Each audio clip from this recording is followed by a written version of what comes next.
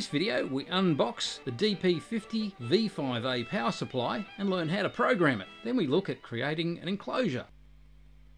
Alright, we're going to unbox this little guy. It's a DP50V5A.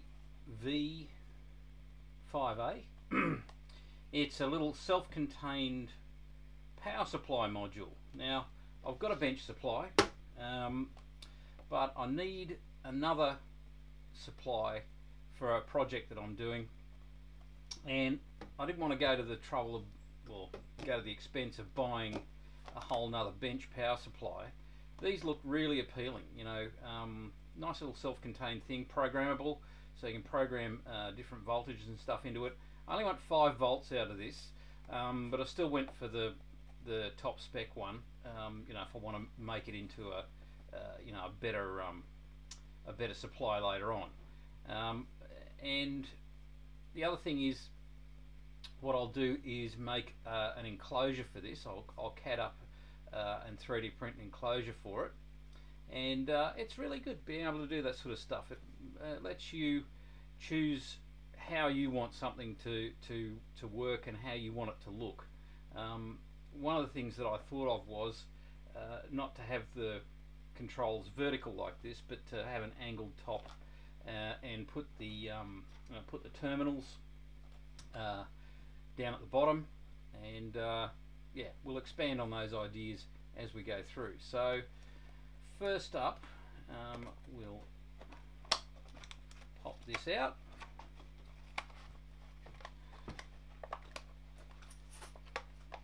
And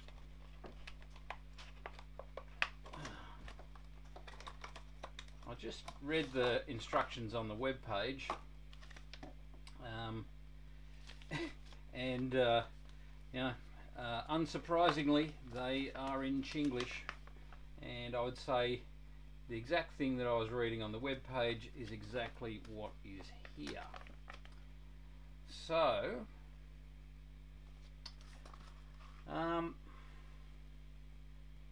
obviously what I want to do is power this up, and I'm just going to need a little bit of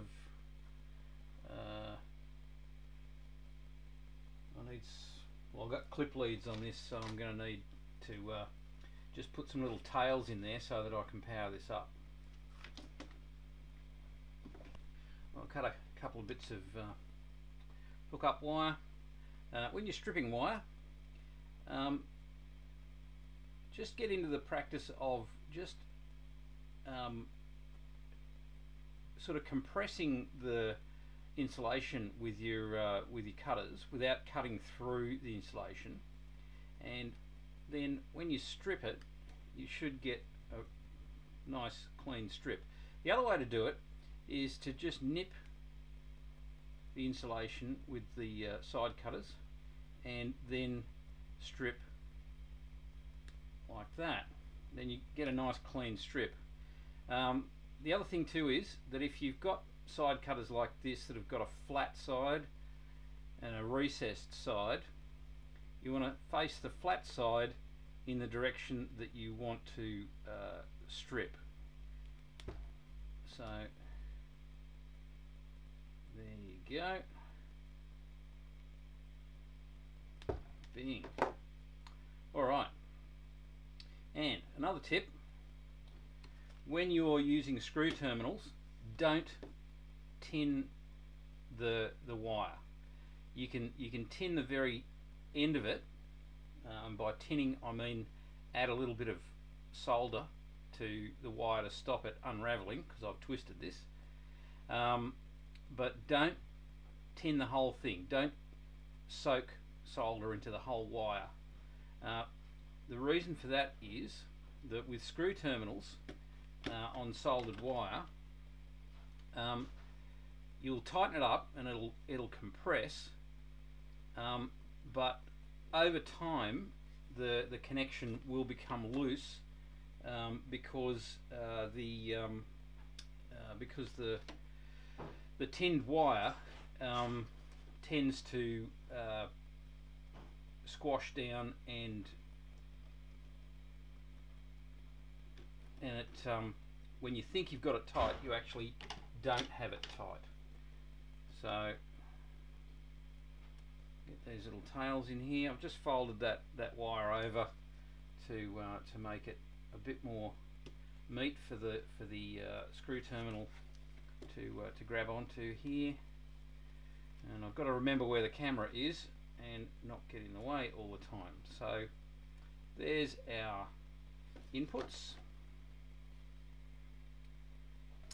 Alright, so the idea with these little units is that you supply it strangely with a DC voltage, and then it uses that voltage to allow you, well, it allows you to control that voltage and current, and that you can then you can have yourself a little programmable power supply, which I think is super neat. So what I'm planning to do, seeing as I only want 5 volts out of this, I'm going to run it off this 3 amp 12 volt power brick, which I've got a whole bunch of these. So that's going to be the power supply. And I was just reading in the instructions that you actually need 1.1 times, or 1.1, the voltage that you want out of this has to be supplied to it. So that's fine. I've got 12 volts. I only want 5. I'm well beyond the threshold there. So what I'll do is, just to keep things straight, we'll do black and red.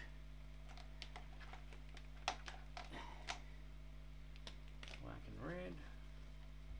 Okay, so that's going to be output to the multimeter. Out, out, out.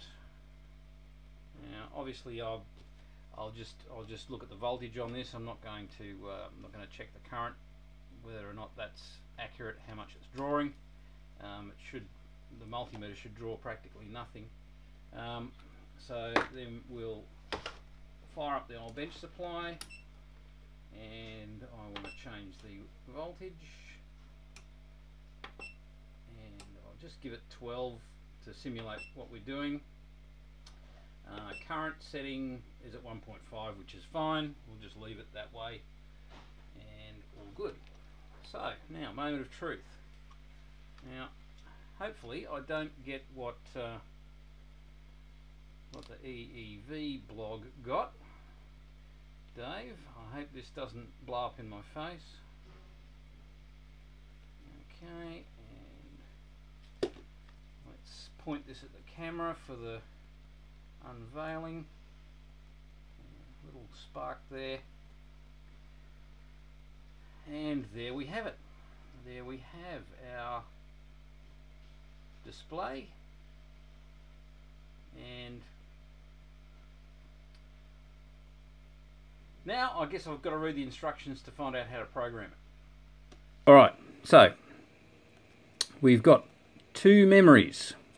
So if you click and hold that button, then you get, it says memory 1. If you click and hold the M2 button, then it displays memory 2. So now we're programming memory 1, and so we're on the voltage setting now. Whoops. Let's try that again. We're on the voltage setting now, so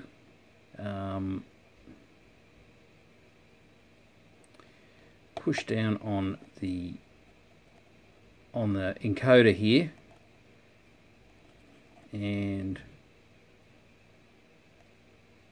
adjust. Let's make it 4 volts, or 4.5 let's make it. So you can just,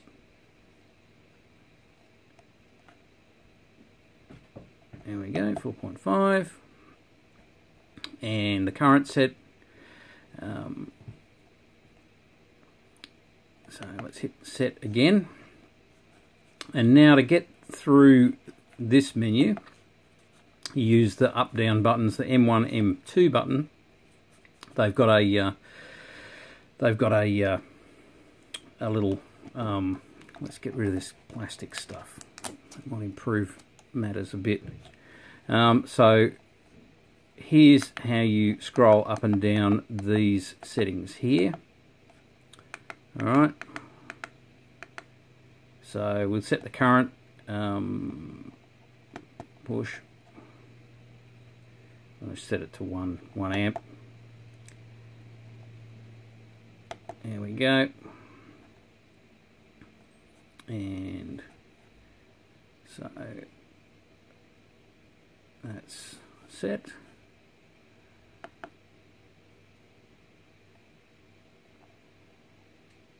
Okay, so that's I think a basic setting for the unit. There you go. So we've now got that. Whoops. Now I'm going to have to keep an eye on this. Now we've got 4.5 volts, 1 amp. Okay. So nothing happens until you hit the on-off button. I'll just make sure that none of my leads are touching. Don't want any positives touching negatives, etc., etc. Okay, so now we'll hit the on button, and it's reading 4.5 volts, and obviously no current because we're going into the multimeter. And so I'll just show you, they're both here and they agree with each other. So that was nice and easy. Now there's other functions in here that I'm not going to go into in any detail. I just wanted to show you unboxing this, doing one memory program, and then what I'm going to do now is measure this up, and we'll work out an enclosure for it in Fusion 360. Cool. An enclosure. So I've got my cheap little vernier calipers here. These are $8, but I just think they're terrific. They're so cheap. If you're looking for a stocking stuffer for your kids this Christmas, get them a pair of these vernier calipers. Alright, so let's take some quick measurements. So we want to look at what the panel cutout's got to be for this. So we got 39.8. 39.8.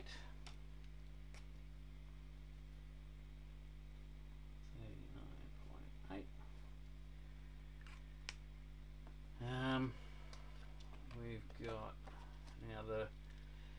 now if you notice, this panel's got these little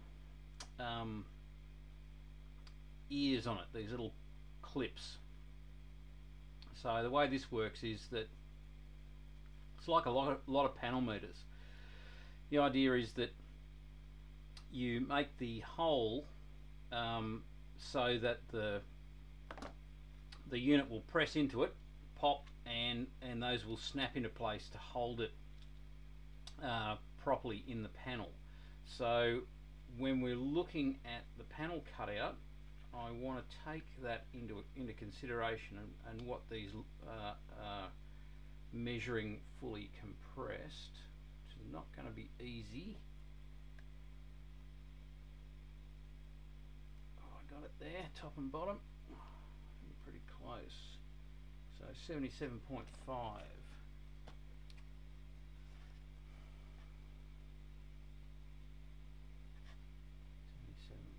77.5. And I want to look at the depth also, and what's the furthest, the thing sticking out the most here is this inductor. So let's just let's eyeball that. So what you can do is take a measurement front to back, which is relatively accurate. 39.4 and then 1.8, so 39.4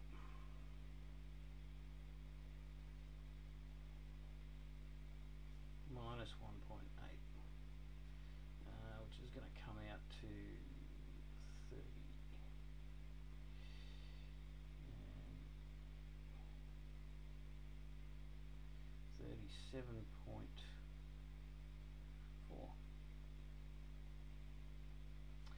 Okay. So that, yeah. So we won't go into fractions here. And with 3D printing, it's always a good idea when you're making an internal hole for something. Give yourself a bit of room. You don't want to be attacking your 3D print with a file and a sandpaper and a knife and all that sort of stuff. The plastics that we 3D print with are surprisingly resilient. Hacking away at something, particularly with a blade, is a great way to cut yourself. So do yourself a favour and leave yourself a bit of room. So 39.8, I think we'll run that out to, let's say, 39.8. It's nearly 40, so I'd make that 41 at a minimum. 77.5. We'll make that 78.5 and 37.4. That's only the depth. So let's call that 30. Let's call that 38, just to be on the safe side. Probably won't really need to take the depth into consideration too much, but always good to have a figure. So what I'm thinking about for the look of this, I want that panel to be angled towards the viewer. So I think less than 45 degrees. I'd say about 30 degrees. So there's no need for this to be an epic large thing, and in fact really there's no more components to go into this. If I was to run this at a higher voltage, say 24 or something, I'd just get a 24 volt supply to run it off. So I'm going to leave this self-contained. I'm not going to build a transformer and a bridge and smoothing cap into the whole thing and make an actual 240 volt mains power supply out of it. Not really what I'm after. I'm just after another voltage reference that I can use in another project. So should be pretty straightforward, really. We need a panel, a flat panel for the actual panel here to mount into, and we'll just do a quick representation of that. There's the knob, there's the display button there, 3 buttons here, so we know what we're looking at. Probably then we've got to look at the depth. So if this is angled at say roughly 30 degrees, we'll be then looking at some depth back there to accommodate the depth of the module, obviously. Keep it pretty simple. I'm going to put a flat here because I want to put on some banana plug terminals, and I'll use the same type that's here on my bench supply. So they're 13 millimeters. Just want positive and negative version of those. So that'll be my banana plug terminals out the front, and this will be vertical. So 90 degrees here, and then this 30 degrees, and that's pretty much going to be it.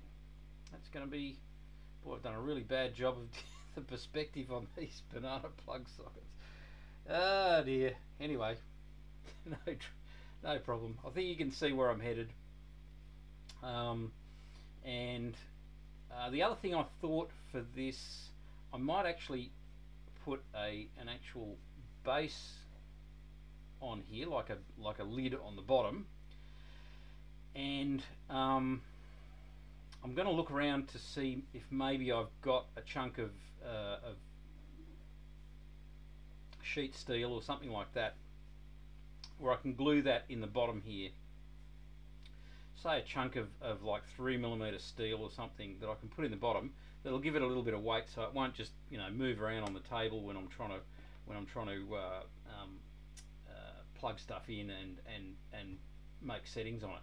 So I think we'll head into Fusion 360 and give it a red hot go. When I'm making an enclosure like this, or anything really where I'm using a pre-existing part in Fusion, I like to make a model of the pre-existing component, mainly so that I've got a visual reference to the dimensions that I'm working with. So to that end, I've made a note of all of the appropriate measurements, and one that I skipped earlier on was the fascia panel. So what I'm going to do is start off by creating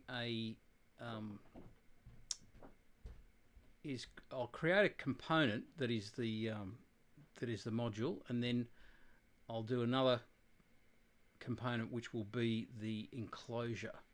So to kick this off, I'm going to start with a center rectangle and pop that in here, and my fascia is 42.5, 2.5 by 79, I believe. 79 is correct. Okay. Now the fascia's got radiused corners, so you've got a couple of choices in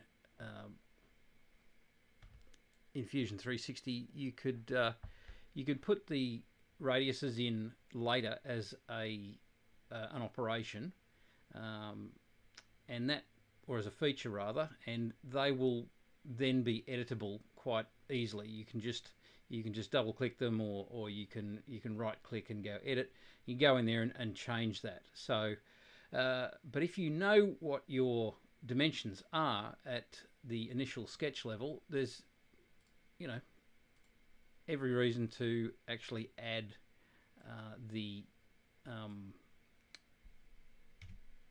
add those features in at the sketch level. Then when we extrude this 1.8, which is what we're going to do next, then we'll have those radiuses already built in, as you see. So we'll hit E for extrude, click 1.8, and that's the fascia right there. And fascia has actually got another radius on it that goes around the front edge. So what I can do is go into fillet, and we'll just have a look at what that looks like as 2mm. No, that's too much. 1, yeah, that's a reasonable approximation of what we've got there. So that there is then the front of the fascia. So now what we want to do is add in the volume at the rear of this, and we work those out already. I'm not going to create a precise model here. This is just for reference. So I'll kick off by going into the back view. I'm going to click on this rear surface of the fascia that I just made, and we'll put another center rectangle on that. I like to type my values in, 39.8. 9.8. I will go with the actual measurements that I made in this situation, and hit tab to go to the width, which I've got down as 77.5. And is that right? It doesn't look right. unless I've got something else wrong. Yep, 71.5. I wrote that down wrong, didn't I? Let's give that another go. Back, 71.5. Yeah, really, don't persist with something if you know it's wrong, or it looks wrong. Yeah. If it looks wrong, it probably is wrong. Whoops, didn't get that locked in. 71.5. Lock it in, Eddie. Alright. So that's going to be the rear section. Hit E for extrude. And our depth is going to be 37.4 is what we worked out before. So I'm going to err on the side of caution here and do this at 38. Whoop, 8. Okay. All right. So that's our approximation of the fascia. Now, and we'll sketch onto this surface here, kick off here, 11, so it's going to be 11.8, so it's 4.5, 5.9.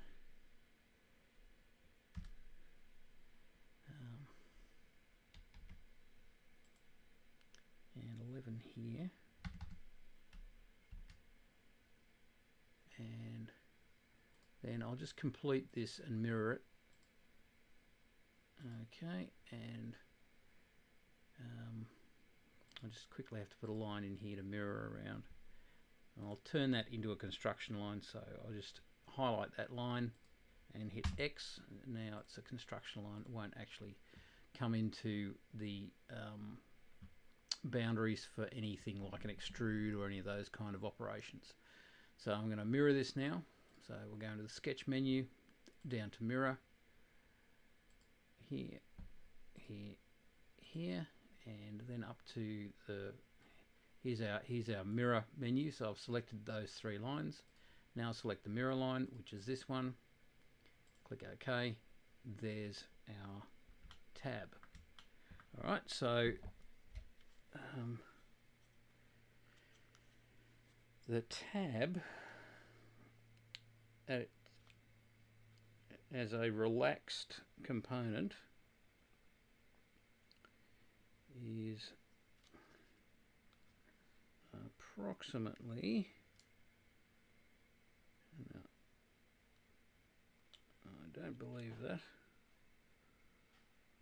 so that's going to be tricky to measure actually. I think I'm going to need an actual ruler for this.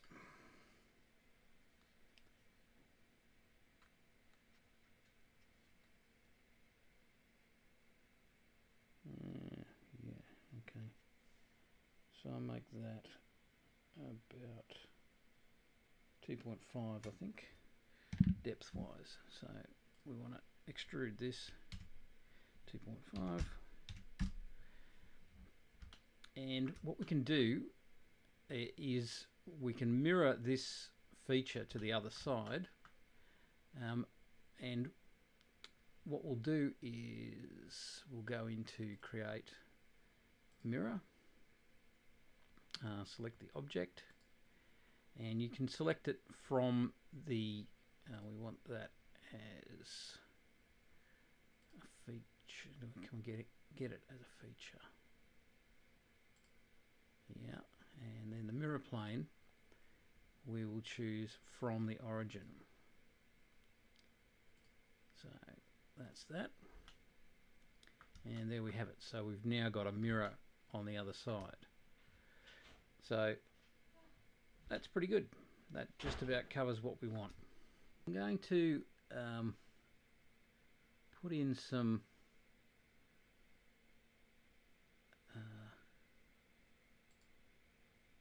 just going to kind of eyeball this in really. I'm not looking for a perfect design at this point. I just want to get a feel for it, and it doesn't look teabag. So there'll be room down here to run the cables in for the 12 volt. There's room up front here for the banana plugs, and yeah, okay, so let's stop that sketch, go back here, and like I say, I didn't want this to become an epic thing. We'll go to the extrude menu and we'll choose Symmetric Extrude. So take a look at the front here, and so that's going to be 48. Oh, or is it? Let's have a look. 40. Let's try 44. Yep. Okay, 44. It's not taking the other side into account. I was just checking. Okay, so there you go. Hit OK. And I might just open this up. Open up there where it says body. This will just make things easier when I'm creating the STL file for printing later on. So we'll just make this enclosure top.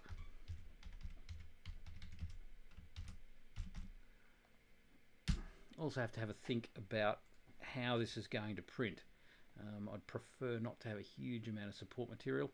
Should be able to print it on its back actually and avoid too much in the way of support. I'm just going to throw an appearance on here, something other than what we've got. Usually go with plastic and opaque. And what colour filaments have I got at the moment? Have got yellow. Let's make it a jaunty yellow colour. Cool. Okay. And what I can do is actually we'll flip back to the... That's good. Yep. Okay. So we've just changed the colour on that, which is what we wanted. All right. So we've got a couple of options now of what we can do.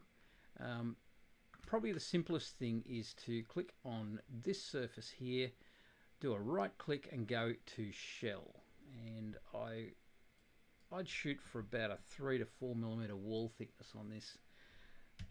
Let's see what 4 looks like, if it's giving us enough clearance inside. I think it should do. Let's just flip the display settings here, this little screen symbol down here, go to visual style and click on wireframe, go to the left, and yeah, that's pretty good. Now the only thing that goes against using this is the possibility that this is going to be too thick for these spring tabs to pop into, and I dare say that's the case. I'll just give them a quick measure, and they're looking for a 3 millimeter thickness. So yeah, I might just do some little cutouts in there, because I know for a fact that if I make this 3 millimeters thick, it won't really be accurate enough for a good fit. So I'm going to have to do a little modification there. Okay, so as you see, that shell command is really quite useful, and what we need to do from here is just in here where these tabs are intersecting, we need to make a little cutaway here, and I'd make that cutaway down to about 2.5 millimeters or so. That will then allow this to snap in place. So that should be pretty easy to do. We'll just hide the PSU module. Now the one thing that we don't have here obviously is the actual cutout. Haha. So what shall we do? We'll put one in. So we want to sketch on this surface. Now in Fusion 360 you can sketch on any flat surface. You can't sketch on curved surfaces. You can only project a sketch onto a curved surface. So what I'll do is put some reference lines in to make sure I pick up the center of this, and the easiest way to do that is to just start off with a line here, and you can see there's a little symbol here. You've got an X, you've got a little triangle, and you've got a right angle symbol there as well. The little triangle indicates that you have found the center. So once again we'll be looking for the center here, come across here, and now we've got a center point to work from. I'll just escape from that tool. I'll select both these guys and convert them to construction lines. Okay, simple enough now just to throw in an appropriately sized hole or rectangle here that we're then going to extrude through. So we'll make this